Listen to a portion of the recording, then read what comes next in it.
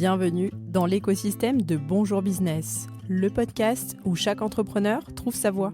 Ici, nous partageons le vrai visage de l'entrepreneuriat. Vos histoires, vos questions et vos ambitions sculptent notre contenu. Ce n'est pas juste un podcast, c'est une conversation, un échange d'expériences et de conseils pratiques à retrouver chaque matin pour performer dans votre business. Je suis Julie Stagnetto, votre hôte, et fière de co-créer ce podcast avec vous, les auditeurs. Installez-vous confortablement, le podcast dans vos oreilles, et c'est parti. Pour fêter le lancement de ce nouveau podcast et vous remercier pour votre écoute, nous vous offrons à vous qui nous laissez une review dans Spotify ou dans Apple Podcast l'accès à notre espace Notion que vous pourrez dupliquer pour optimiser votre stratégie de communication digitale. Alors laissez-nous une review, on n'a pas fini de vous gâter. Bonjour à tous et soyez les bienvenus dans ce tout premier épisode de notre série dédiée à l'intelligence artificielle. Nous allons explorer les nombreuses façons dont l'IA peut être à la fois une opportunité incroyable et un défi à relever pour ceux qui dirigent leur propre entreprise. Alors, l'IA pour les entrepreneurs, opportunité, défi, menace ? Arrêtons-nous quelques instants pour admirer le paysage actuel de l'intelligence artificielle. Nous vivons dans une ère où l'IA n'est plus de la science-fiction. De la reconnaissance vocale aux algorithmes de recommandation sur nos plateformes de streaming préférées, l'IA façonne déjà notre quotidien. Pour nous, les entrepreneurs, les dirigeants, cela signifie avoir accès à des outils puissants qui peuvent transformer notre manière de travailler, de vendre, mais aussi d'interagir avec nos clients. Coucou, c'est Delphine. Alors pour moi, l'IA, c'est clairement un allié. Pour moi, c'est un super assistant. Je lui confie des tâches répétitives, routinières ou des tâches que j'aime pas faire et pour lesquelles il est meilleur que moi. Donc clairement, pour moi, l'IA, c'est une super opportunité. L'IA est au cœur d'une révolution dans des domaines variés, de la santé jusqu'à l'éducation, en passant par le commerce ou la finance. Sa capacité à analyser d'immenses volumes de données et à apprendre de ces analyses promet de repousser les limites de ce que nous considérions possible. Cependant, on peut quand même dire que l'intégration de l'IA soulève des inquiétudes qui sont légitimes. L'automatisation menée par l'IA pourrait remplacer des emplois. On va notamment penser aux domaines de la rédaction qui ont été les premiers visés par la sortie de ChatGPT, où les algorithmes commencent déjà à produire du contenu complexe. Je suis Céline Laréroy, coach business et réseaux sociaux. Et pour moi, l'IA est un véritable support aujourd'hui, notamment pour prendre de l'inspiration sur la création de contenu. Quand je bloque, voilà, on arrive tous des fois à être un peu fatigué, on ne sait plus comment tourner certaines idées. Du coup, l'IA me sert en tout cas pour me donner un déclic dans mon inspiration. Après, moi, je le prends pas comme une menace parce que l'intelligence artificielle ne remplacera jamais la plume de l'humain, même si elle peut s'en rapprocher parce qu'on peut guider l'IA sur, le ton, apprendre dans l'écriture, le type de vocabulaire, le langage et cetera. Mais ça remplacera jamais quand même, la patte 100 humaine. Donc moi, je la vis pas comme une menace, mais vraiment comme un support.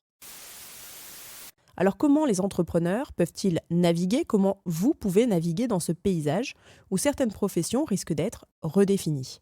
Je dirais bien redéfinies et non obsolètes, parce que nous le verrons, l'IA est avant tout un outil. Hello Julie, c'est Magali. Bon, pour répondre à ta question, je suis complètement fan de l'intelligence artificielle, mais vraiment fan. Je l'utilise quotidiennement pour mes visuels, pour illustrer mes posts Instagram et LinkedIn. Elle me permet de nourrir ma créativité, elle me permet d'être autonome aussi de ce point de vue-là, avec son aide évidemment, et du coup de gagner en impact auprès de ceux qui me lisent ou qui ne me lisent pas, mais qui regardent que le visuel. Ils ont l'information dedans. Je l'utilise très peu pour la rédaction de mes posts. J'ai été prof de français dans une vie antérieure, mais donc ça me sert. Mais je l'utilise en tant qu'assistante, surtout quand je me sens coincée.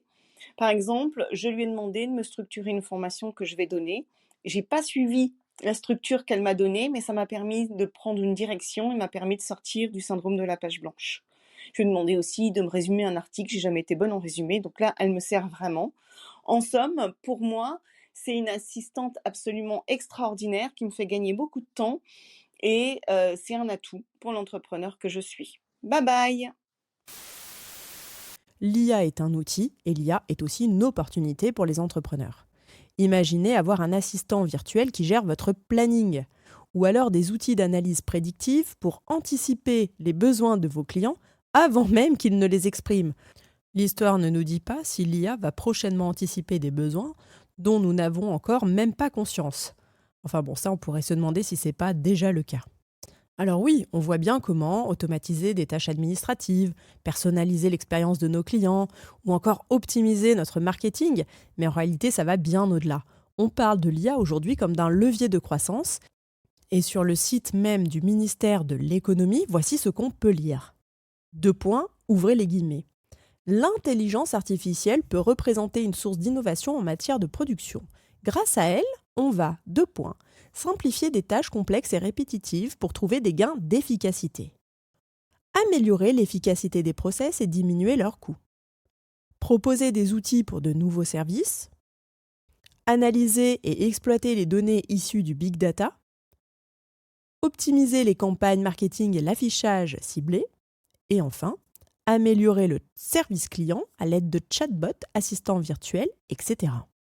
Lorsqu'on poursuit sur cette page, et je vous mettrai tous les liens en description de cet épisode pour que vous puissiez poncer le sujet, vous trouverez le programme IA Booster France 2030 qui consiste à accompagner votre entreprise dans sa transformation numérique.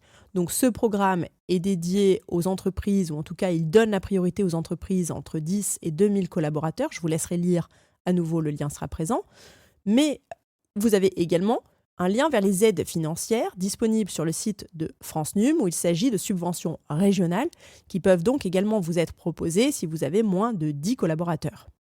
J'ai également mis la main sur un programme de la BPI France Université, un programme de formation qui représente pas moins de 10 heures et que vous pouvez suivre gratuitement.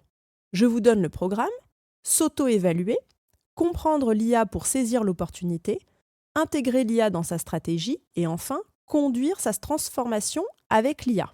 Bien entendu, le lien vers cette formation sera également en description de cet épisode. Alors bien sûr, tout ça, ça fait envie, ou en tout cas, pour certains, ça fera envie, mais il faut quand même noter que l'intégration d'une IA n'est pas sans défi.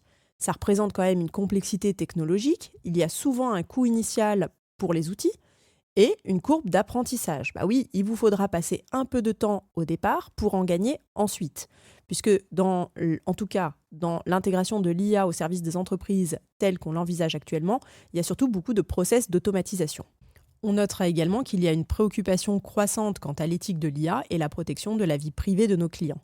Pour les entrepreneurs, ces défis nécessitent donc une approche mesurée et bien informée. Jocelyn de Desconseils. Je pense que l'intelligence artificielle présente à la fois des opportunités comme l'amélioration de la productivité et des avancées médicales, mais aussi des menaces, incluant le risque de perte d'emploi, l'utilisation militaire, les défis de contrôle. Donc la clé pour équilibrer ces aspects réside dans une gouvernance et une régulation éthique et responsable. Alors, est-ce que l'IA est l'avenir de l'entrepreneuriat ? Ça, c'est difficile d'y répondre, mais on peut déjà dire que ça ne semble pas être une tendance passagère. C'est une révolution qui est en cours et qui façonne l'avenir de l'entrepreneuriat.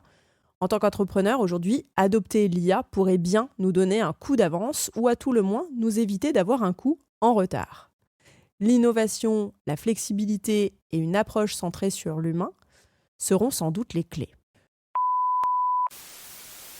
Pour moi, dans mon métier de créatrice d'escape game en salle et nomade, l'IA est un allié et je l'utilise notamment dans la création des affiches ou certains indices qui donnent une certaine immersion à nos créations. Pour conclure, l'intelligence artificielle offre des opportunités sans précédent pour transformer, optimiser et personnaliser les entreprises de toute taille.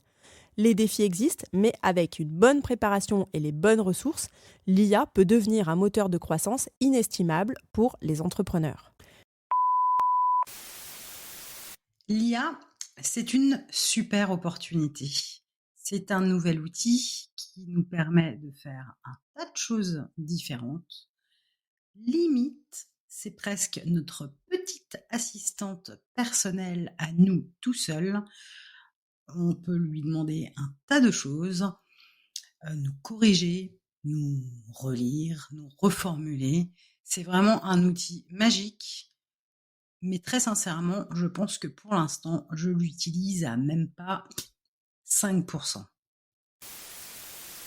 Restez à l'écoute, dans les prochains épisodes, nous verrons des exemples d'intégration pratico-pratique au service de votre entreprise, puis nous aborderons des cas concrets d'utilisation de l'IA, mais cette fois-ci au service de l'expérience client, avant de nous plonger dans l'intégration concrète des solutions. Et j'en profite pour vous dire que cette série a été écrite avec l'aide de Delphine Moncorgé, que je remercie. Vous pouvez la retrouver sur LinkedIn ou à l'œuvre en tant que Top Voice. Delphine Moncorgé est dirigeante de Jao Learning. Et je remercie également tous les intervenants que vous avez pu entendre durant la diffusion de cet épisode, ainsi que les co-créateurs qui m'aident à façonner ce média. Vous retrouverez l'ensemble de leurs coordonnées en description de cet épisode. Et d'ailleurs, petite piqûre de rappel pour ceux qui auraient oublié, vous pouvez rejoindre notre équipe de co-créateurs si l'envie vous en prend. En attendant que l'on se retrouve de l'autre côté, je vous remercie pour votre présence. Ne partez pas, j'ai besoin de vous. Donnez-nous vos conseils et témoignages entrepreneuriaux sur bonjourbusiness.fr. Prenez le micro et rejoignez les co-créateurs. Abonnez-vous pour retrouver les prochains épisodes directs dans votre bibliothèque.